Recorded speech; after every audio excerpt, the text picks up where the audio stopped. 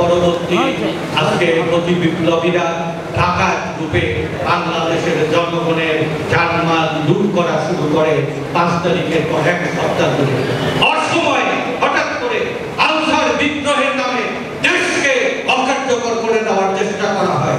সাম্প্রতিক কালে আমরা লক্ষ্য করছি বিভিন্ন প্রতিষ্ঠানে আজকে অরাজকতা, জোর জবরদস্তি, সন্ত্রাস, ব্যক্তিগত সুবিধা আদায়ের জন্য জবরদস্তি একটা বিশৃঙ্খলা তৈরি করার চেষ্টা করা হচ্ছে। পরিকল্পিতভাবে আজকে ওষুধ কারখানাগুলো বন্ধ করে দেওয়ার চেষ্টা করা হচ্ছে।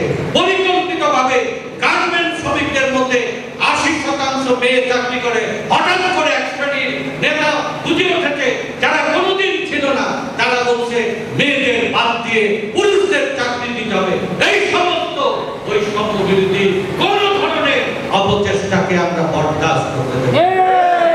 আমি আপনাদের কাছে অনুরোধ করব, আপনাদের সামনে আমার বক্তব্য আজকে যেটুকুই পারি আরেকবার আমি আপনাদের ডেকে কথা বলবো। আমি